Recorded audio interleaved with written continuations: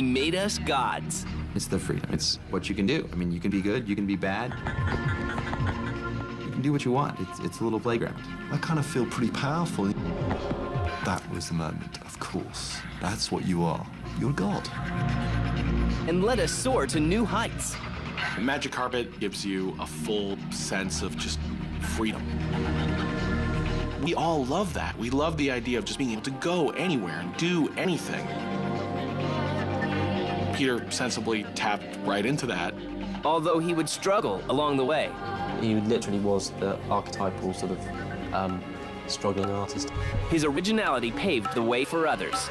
Peter likes to push the boundaries. Sometimes you think, my God, how are we going to achieve these things? This is the story of one of gaming's biggest innovators. This is the story of Peter Molyneux.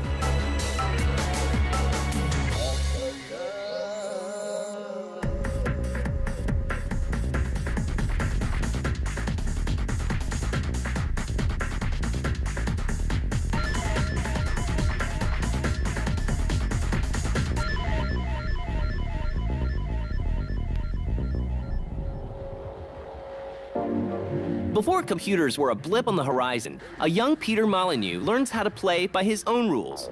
Peter's parents play an early role in shaping his future career. My mother ran this toy shop, and that sounds, you know, wonderful being a kid. You think you would have every single toy known to man. Actually, what it meant is we got all the things that were broken, that people didn't want to buy. So we got lots of games without rules in, or Monopoly sets without money. So you just sort of had to kind of make up the rules. I think that had a big effect. Peter also sees the value of running his own business. When I was 12 years old, I employed my sister and all her friends to cut people's lawns while I just sat there and watched, which was great. And I paid them about, a cent an hour and then collected $1. Peter's business sense leads him to start his first company in the exploding market of computer sales. I came up with this really, really dumb idea. If we could sell floppy disks, on these floppy disks would be some free stuff, like maybe a free game. It was such a stupid idea because no one really wanted floppy disks with loads of stuff on there. If they wanted floppy disks, they wanted floppy disks that were blank. And what I found was that people were paying more attention to the software on these disks than anything else. And that realization is all Peter needs to put himself on track to designing his first game. And in those days, you only had to make a game which you could shoot things. It didn't matter what you shot, and it would pretty much well be successful. But I decided instead to do a business game called The Entrepreneur. Peter's first foray into gaming is less successful than he hoped. And I was so completely convinced that this was going to be a great, amazing game that I phoned up the post office and said, I'm expecting a lot of post. I've cut a bigger post box in front of my front door. I sat by the post box waiting to hear this truck turn up with, tens of thousands of orders. But instead, these two envelopes came fluttering through the door, and both of them had orders on, and I'm pretty sure they were both from my mother. And that was the sum total of orders that I received for that game. And a spelling mistake gives Peter the tools he needs to start making games full-time.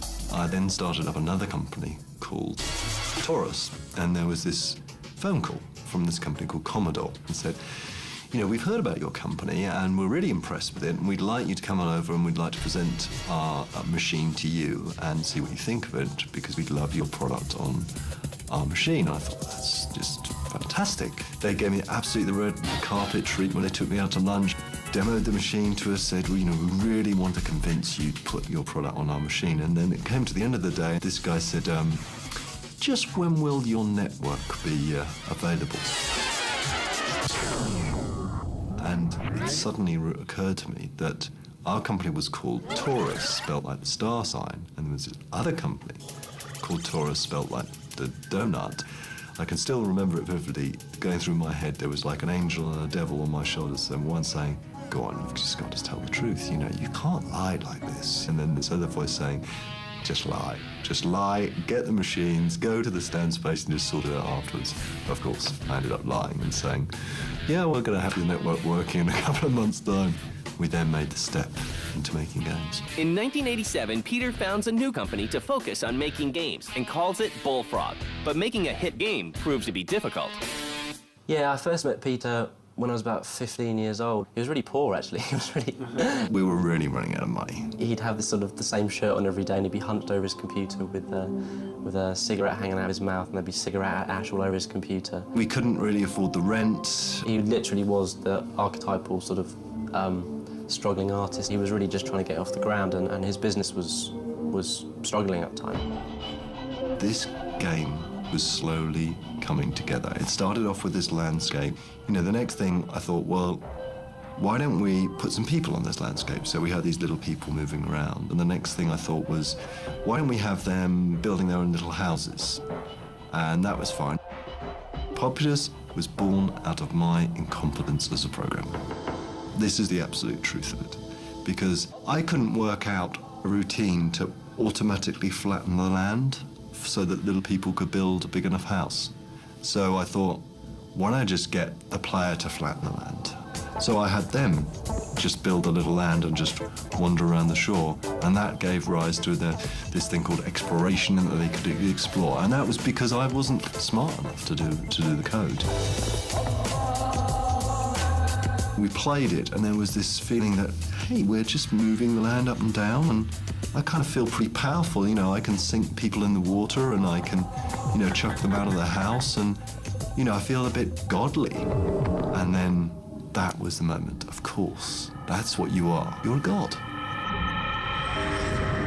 It's definitely the freedom. It's what you can do. I mean, you can be good, you can be bad, you can do what you want. It's a little playground. As the game gets close to finishing, word begins to spread. When this magazine phoned us up and said, look, we'd like this editor called Bob Wade to come down, and he was one of these superstar journalists in the computer industry. He wants to come down and meet you. He looked populous. So we went down to the pub. So I brought him loads of drinks. We had lots and lots of drinks.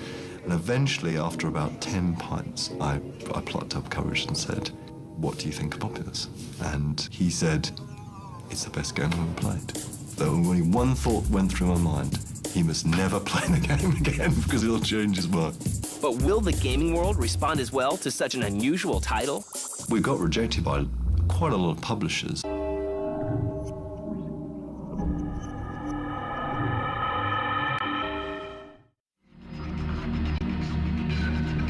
In 1989, Peter Molyneux's fledgling company, Bullfrog, struggles to convince publishers to take a chance on the unusual Populous. The way we convinced Electronic Arts was to get them down and to get them to play the game.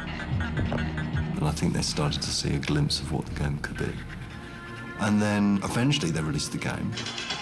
On June 1st, 1989, Electronic Arts releases Populous, and word spreads quickly about the game. And I got this phone call 3 weeks after it was released from one of the chief people at Electronic Arts. And he said, how's it feel to be a millionaire? It just seemed like suddenly there was this whole completely different world unfolding. Critics and fans can't get enough of the highly original game. One of my memories from college is a friend of mine coming up to me and saying, there's this game called Populous. You must see it. It is the greatest game I have ever seen. And I played Populous. I was like, this is the greatest game I've ever seen. You know, innovated a whole genre. I mean, the God game comes from Populous. While that game was fairly simple in design, the idea has gone on and multiplied. Like everything, I think, kind of owes something to Populous. But Peter realizes that success can sometimes bring pressures of a different kind. Suddenly, everyone turned around and said, what are you going to do next? And our publisher, Electronic Arts, said, look, it'd be really great if you could get your next game out by Christmas. We were at March at that time. So I had this idea for a game called Powermonger, but it was such an enormous amount of pressure to get that game finished that actually I made the fatal mistake of having a good idea, programming that idea up, and actually releasing it without ever really playing it. Despite the hectic release schedule, the game does reasonably well, and Peter gains a reputation as an innovative designer. We had won tons of awards for Populous, for Powermonger, Populous 2. I mean, that is an incredible feeling in a company. You know, this feeling of success, a feeling that we as a company were going somewhere. And I think it gave us all a confidence. The success of their first 3 games allows Bullfrog to begin work on several new titles at once, including a game that lets you pilot your own magic carpet. Magic Carpet is one of the early games that really gives you a full sense of just freedom. We love the idea of just being able to go anywhere and do anything. Peter sensibly tapped right into that and, knew that that's what people want to do.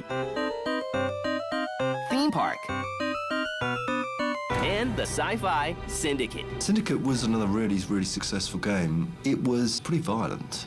It was about this group of people that you controlled that went around a city battling against other groups of people. With a string of hits under Bullfrog's belt, publishers start sniffing around their offices. One day, the phone started to ring, and there were all these big companies saying, look, if you ever want to sell your company, we're really interested in buying it. We're going to take you out to dinner, or we're going to fly you to this resort. And it was like being a rock star. Peter decides to sell Bullfrog to the company that took a chance on Populous. And in February of 1995, they join Electronic Arts. We decided to sell the company for 2 big reasons. The first reason, I have to be absolutely honest about, it was a vast sum of money. The other thing was this group of people were getting a little bit impatient. There was nowhere for them, lots of them to grow. They wanted to feel like there was more than this little company that was in. So selling out to Electronic Arts, who were really passionate about the games that we made, just seemed like really the right thing to do. Along with the change in ownership comes a new title for Peter. Part of the deal was that I became a vice president of Electronic Arts. Suddenly, the pressure is on the recently acquired Bullfrog to prove their worth. In the next few years, Bullfrog releases several new hit titles, a hospital simulation called Theme Hospital, and a return to the future in Syndicate Wars. And soon, work begins on a new game that turns a familiar genre on its head. Now, Dungeon Keeper was a game where you played the bad guy. It was one of my favorite ideas. Peter learns that his gift is building worlds and not businesses. I got pretty frustrated after a little while. Frustrated that I was not actually sitting behind a computer anymore. I was sitting in meeting rooms. And so about 2 years later, I said to myself, well, I'm just not enjoying as much as I did before because I'm not doing the thing I'm passionate about. I want to just focus on making great, fantastic games. Peter puts all his efforts into finishing Dungeon Keeper. As the game creeps past its original delivery date, EA questions whether it wants to continue with the production. Peter responds by making a personal investment in the project. I will finish Dungeon Keeper from my home and with a small team of people, and we'll just finish the game. That's exactly what we did do, and it was pretty tough at that time. When you're developing a game, you'll often run into a problem where the money may go away. And you have to decide at that point, do I believe in this project enough to fund it myself?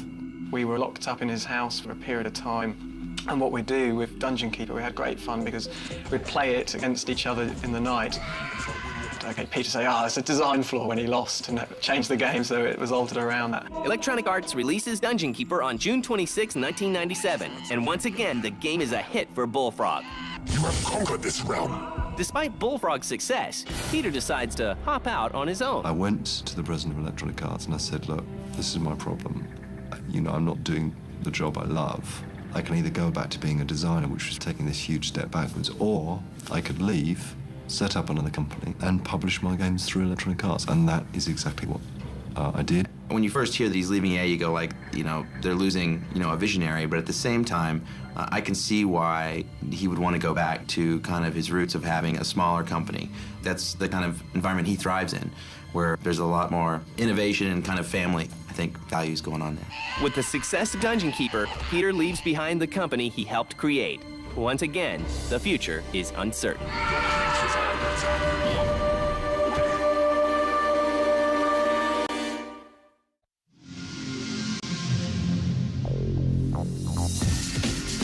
After having spent nearly a decade building Bullfrog, Peter Molyneux decides to get back to what he loves best, making games. In 1997, he founds Lionhead Studios and begins to build his team. This time, all the problems that we've had in the past we can get right. We have got to create some great original ideas, some ideas that have never been attempted or created before. Peter founded Lionhead with the intention of keeping that family atmosphere, keeping teams together and passionate about their projects, not big company politics and being part of a machine. The name of the company is chosen in an unusual manner. The name of Lionhead is another thing I'm not particularly proud about. We originally wanted to call Lionhead Red Eye. And it turned out that Red Eye, just about every company in the world is called Red Eye, and we couldn't call it Red Eye. So we panicked and thought, what the hell are we going to call ourselves? Because we've got these journalists coming, we can't say the company with no name. And that's where Mark Webley, my business partner, who always saves the day, says, hey, why don't we call it after my hamster? He's called Lionhead.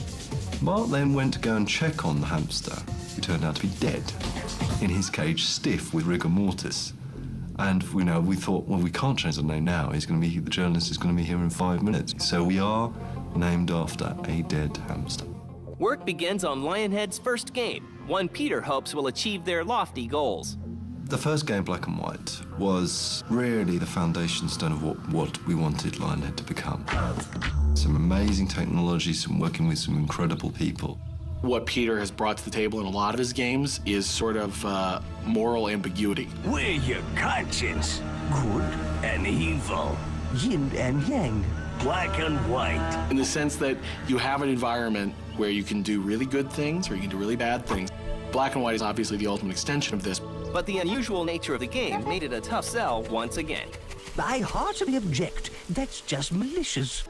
It was a really hard concept to sell to publishers. It's a bit like what Populous was in the early days. So I was sinking my own money into it, which I was absolutely, completely happy to do. But of course, I've always been terrible about predicting dates. I can never imagine that a game is going to take more than 2 weeks to develop, let alone 4 years. And that's how long Black and White took. And all that time, Lionhead was growing in size and becoming more and more of a financial burden. It became, in the end, almost a replication of what the early days of Bullfrog was, in a bizarre way. He wants to revolutionise the industry with every single release. If we did everything Peter wanted, I think we'd probably be here for 10 years working on each game. Well, the result of that is you'd end up with these amazing games. Because he is so passionate about doing something that is so different and so special. It's a monument to you as a god.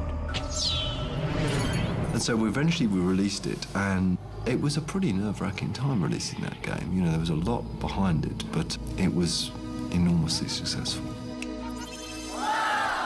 We got lots and lots of awards again, and it was featured in the Guinness Book of Records for the most smart artificial life form, and there were wonderful things that happened with Black and White. It was, again, like those early days of Bullfrog. And just like Bullfrog, the game is a success, paving the way for several new titles. He went and makes people think and sparks the imagination, and they say, can you really do that in a game? I smell combat. It just explodes from there. It kind of comes back to his ability to innovate and show you what you want to play. Work begins on several new projects. Fable, a game that offers players the freedom to become whatever character they want. I'm really excited about Fable. You're starting to get into this world of RPGs where the things that you do as a player dramatically impact the game. And that's really what an RPG should be, right? The role that you play affects the game.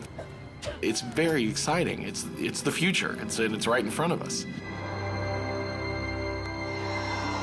BC, a game that makes you responsible for the well-being of a small tribe. Peter was talking to me about it once, and he just cracked me up because he kind of looks at me and he goes like, yeah, this part of the game, it's just kind of like Super Mario with blood.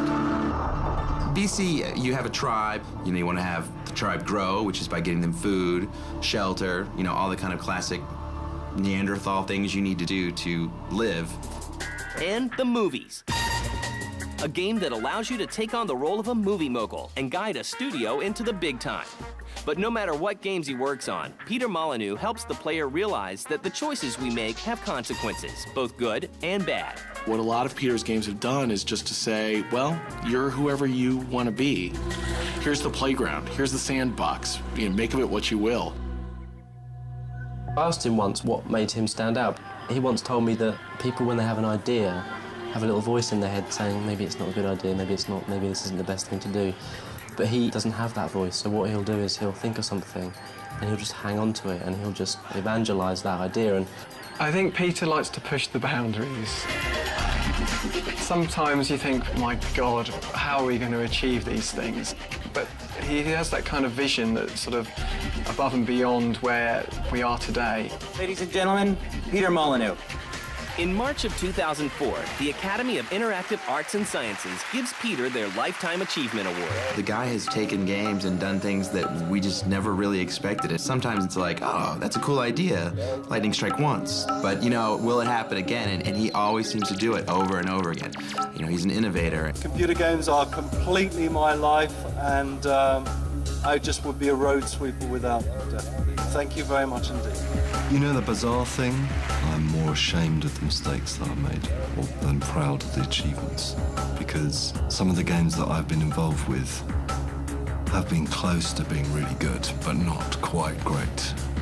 I think I'm going to continue making those steps forward. This is my life, my passion. I don't think I'll ever stop. I don't think I would know what to do with my life without making games. It's a fantastic, amazing, incredible job. I get to have a dream and see that as reality. What else could you do?